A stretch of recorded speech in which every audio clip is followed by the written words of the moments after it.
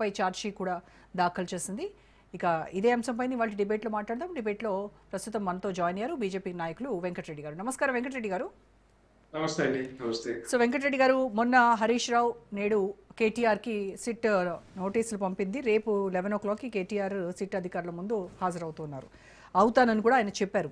So చాలా విషయాలు మాట్లాడారు కేటీఆర్ ప్రెస్ మీట్లో. మొత్తానికి సిట్ అనేది రేవంత్ చేతిలో సిట్ అంటే సిట్టు, స్టాండ్ అంటే స్టాండ్ లాగా ఉన్నటువంటిది తప్ప దానివల్ల పెద్ద మనము మాట్లాడుకోవాల్సిన పెద్ద విషయం ఏం కాదు. కార్తీక దీపం సీరియల్ లాగా దీన్ని డ్రాగాన్ చేస్తున్నారు. ఇది కూడా ఎప్పటికీ ఒడవని ముచ్చట, ఇది తెగేది లేదు అని చెప్తున్నారు. అయితే కిషన్ రెడ్డి మాట్లాడారు దీనిపైన. 2 ఏళ్లుగా దీన్ని ఎందుకు ఇట్లా సాగదీస్తూ ఉన్నారు, అన్ని ఆధారాలు ఉన్నాయని చెప్తున్నారు. ఓ పక్కన నిజంగా కాంగ్రెస్కు చిత్తశుద్ధి ఉంటే దీన్ని ఒక కొలికి తీసుకొచ్చి దీనికి ఒక శుభం కార్డు వేయొచ్చు కదా అనేది కిషన్ రెడ్డి కూడా ప్రశ్నించారు. సో ఏం జరుగుతుందంటారు ఈ ఫోన్ ట్యాపింగ్ వ్యవహారంలో? ముందుగా మీకు అలాగే రాజనీతి ప్రేక్షకులకి, ప్యానెల్ మిత్రులకి నమస్కారం.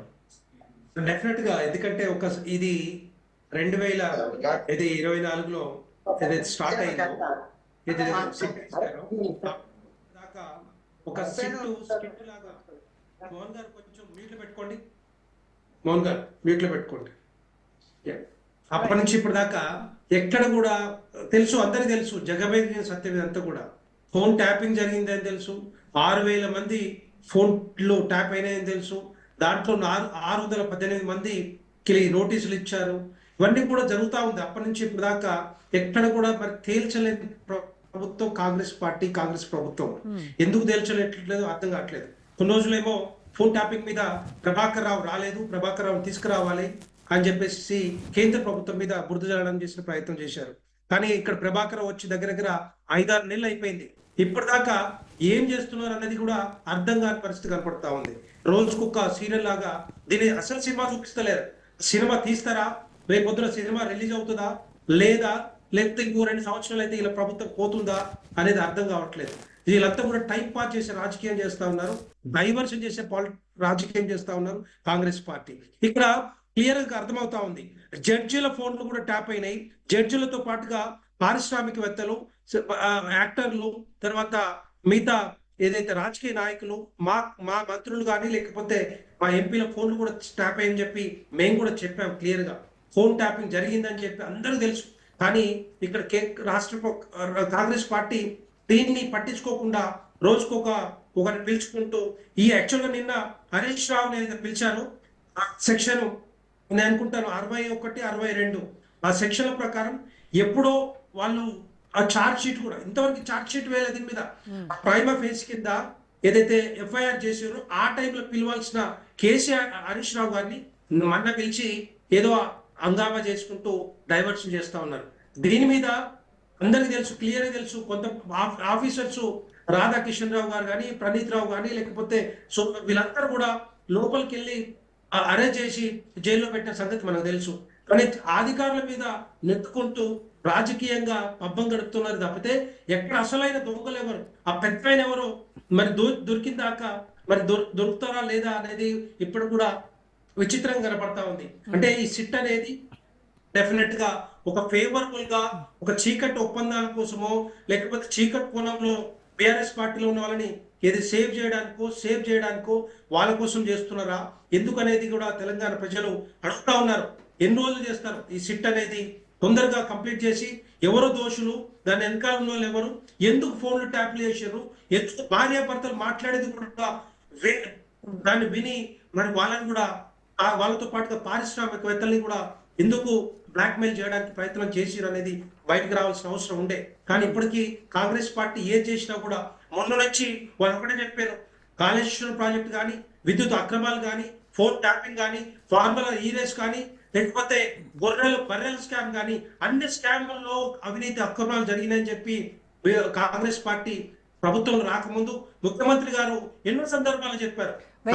వెంకటరెడ్డి గారు అయితే కేటీఆర్ మాట్లాడుతూ బీఆర్ఎస్ ప్రభుత్వాన్ని కూల్చేటువంటి కుట్రలు జరిగాయి. అందుకోసమని అక్కడ అప్పుడున్నటువంటి పోలీసు వ్యవస్థ వాళ్ళు ఫోన్ ట్యాపింగ్ చేసి ఉండొచ్చేమో, మంత్రులకి ఏం సంబంధం, మంత్రులకి ఏం తెలుస్తుంది ఆ విషయము.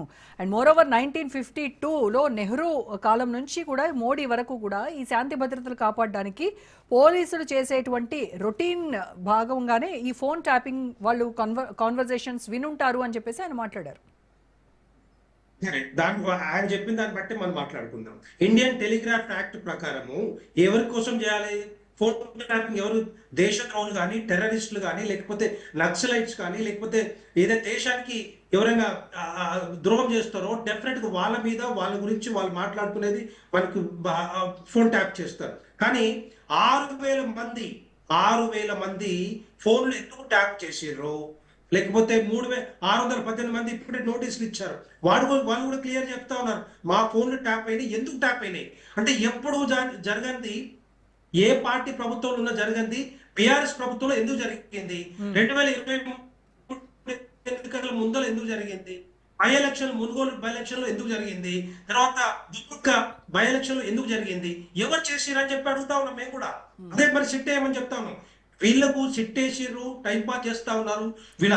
కానీ కేంద్ర ప్రభుత్వం బీజేపీ కూడా అలాగే టైం పాస్ చేస్తోంది. ప్రభాకర్ రావుకి రెడ్ కార్నర్ నోటీస్ ఇష్యూ చేసినప్పుడు తీసుకురావడానికి అన్ని నెలల టైం ఎందుకు పట్టింది? 2 ఏళ్లుగా మేము విచారిస్తున్నాము. మరి రెడ్ కార్నర్ నోటీస్ చేసినప్పుడు కేంద్రం ఎందుకు ఆలస్యం చేసింది? ఈ విషయం పైన మరి మీరు చేసిన జాప్యం. దీని మీద విధి విధానాలు ఉన్నాయి. డెఫినెట్ గా రెడ్ కార్నర్ నోటీస్ ఇచ్చిన తర్వాత ఏ విధంగా పట్టుకురావాలో కేంద్ర ప్రభుత్వానికి తెలుసు. కానీ వీళ్ళు చేసే రాజకీయం అంతా కూడా సరే ఇప్పుడు వచ్చిన తర్వాత కూడా 5-6 నెలలు అయింది కదా, ప్రభాకర్ రావు వచ్చి 5-6 నెలలు అయింది కదా మేడం, ఎందుకు పట్టించుకోవట్లేదు? ఎందుకు లోపలేకపోతున్నారు? ఆయన దగ్గర నుంచి ఇన్ఫర్మేషన్ తీసుకోలేదా ఇప్పుడు దాకా? ఎవరు దీని వెనకాల ఉన్నారని తెలియదా? వీళ్ళు కూడా ఆఫీసర్స్ కూడా కొంత ఇన్ఫర్మేషన్ ఇచ్చారు కదా, ఇన్ఫర్మేషన్ బట్టే ఇది జరిగిందని చెప్పి అది వాస్తవం కాదా? జడ్జీల మీద కూడా ఫోన్ ట్యాపింగ్ అని చెప్పి రాష్ట్ర ప్రభుత్వం, ఇదే కాంగ్రెస్ ప్రభుత్వం ఒక ఎఫిడవిట్ ని కూడా సబ్మిట్ చేశారు. జడ్జీల మీద ఫోన్ ట్యాపింగ్ అని చెప్పి జడ్జీలు కూడా చెప్పారు. అలాంటిది అంతకంటే ఇన్ఫర్మేషన్ ఏం కావాలి? ఎందుకు వాళ్ళు చర్యలు తీసుకోలేకపోతా ఉన్నారు? మరి సింగరేణిలో బొగ్గు కుంభకోణం జరుగుతోంది అని వాళ్ళు అన్ని ఆరోపణలు చేసినప్పుడు మరి సిబిఐ ఎంక్వైరీకి డిమాండ్ చేస్తున్నారు కదా, దీనిపైన ఎందుకు మాట్లాడట్లేదు మీరు? మేము ఒకటే డిమాండ్ చేస్తా ఉన్నాం, దీని మీదనే కాదు, నైని కోల్ బ్లాక్ మీదనే కాదు, ఇప్పుడు 2014 నుంచి బీఆర్ఎస్ ప్రభుత్వం టీఆర్ఎస్ ప్రభుత్వం వచ్చిన దగ్గర నుంచి అవినీతి అక్రమాలు జరిగినాయని మేము కూడా చెప్తున్నాం. అప్పటి నుంచి ఇప్పటిదాకా 12 సంవత్సరాల్లో ఏదైతే సింగరేణి కాంగ్రెస్ మీద అవినీతి అక్రమాలు జరిగినాయో టోటల్ గా దాని మీద సిబిఐ ఎంక్వైరీకి మేమే డిమాండ్ చేస్తా ఉన్నాం. చేయండి, మీకు దమ్ముంటే ధైర్యం ఉంటే కాంగ్రెస్ పార్టీకి నిజంగానే అనుకుంటే. ఎందుకంటే ఆ టైంలో బీఆర్ఎస్ ప్రభుత్వంలో కేసీఆర్ గారు జనరల్ కన్సెంట్ ని రద్దు చేసుకున్నారు. సిబిఐ రావద్దు ఈ రాష్ట్రంలోకి, సిబిఐ దర్యాప్తు చేయొద్దు అని చెప్పి, అవినీతి అక్రమాల మీద దర్యాప్తు చేయొద్దు అని చెప్పి జనరల్ కన్సెంట్ రద్దు చేసుకున్నారు కదా. ఇప్పుడు ఇవ్వండి, మరి ఇప్పుడు జనరల్ కన్సెంట్ ఇవ్వండి సిబిఐకి. డెఫినెట్ గా దీని మీద దర్యాప్తు కావాలని చెప్పి ఇదే కాంగ్రెస్ ప్రభుత్వం ఉంది కదా, కాంగ్రెస్ పార్టీ అడగండి. డెఫినెట్ గా వాళ్ళ మీద తీసుకునే అవకాశాలు ఉంటాయి, దాన్ని కన్సిడర్ చేసే అవకాశాలు ఉంటాయి. దీంతో పాటుగా మేము ఇంకొకటి కూడా డిమాండ్ చేస్తా ఉన్నాం, ఫోన్ ట్యాపింగ్ మీద ఏదైతే సిట్ వేసారో, సిట్ అనేది ఇదంతా ఓన్లీ టైం పాస్ చేయడానికి చేస్తున్నారు తప్పితే చర్యలు ఎక్కడ కూడా వీళ్ళ మీద తీసుకోరు. దాని మీదనే మాకు నమ్మకం లేదు కాబట్టి దాని మీద కూడా సిబిఐ ఎంక్వైరీ చేయాలి. సిబిఐ ఎంక్వైరీ చేస్తే పూర్తిగా ఎవరెవరు దీని వెనకాల ఉన్నారు, ఆ పెద్ద ఆయన ఎవరు, అవన్నీ కూడా బయటకు వచ్చే అవకాశాలు ఉంటాయి.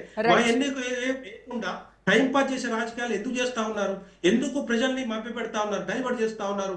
ఎంత కూడా తెలంగాణలో కాంగ్రెస్ పార్టీ ఫెయిల్యూర్ పార్టీ అయిపోయింది. వాళ్ళు ఇచ్చిన హామీలు కానీ అంశాలు కానీ ఎక్కడ కూడా ముందుకు పోని పరిస్థితి కనపడతా ఉంది. రైతులు కానీ, మహిళలు కానీ, వృద్ధులు కానీ ఎవరిని కూడా పట్టించుకోని పరిస్థితి కనపడతా ఉంది. రైట్ వెంకటరెడ్డి గారు, మళ్ళీ మాట్లాడదాం. మనతో జాయిన్ అయ్యారు కాంగ్రెస్ నాయకులు ఆరేపల్లి మోహన్.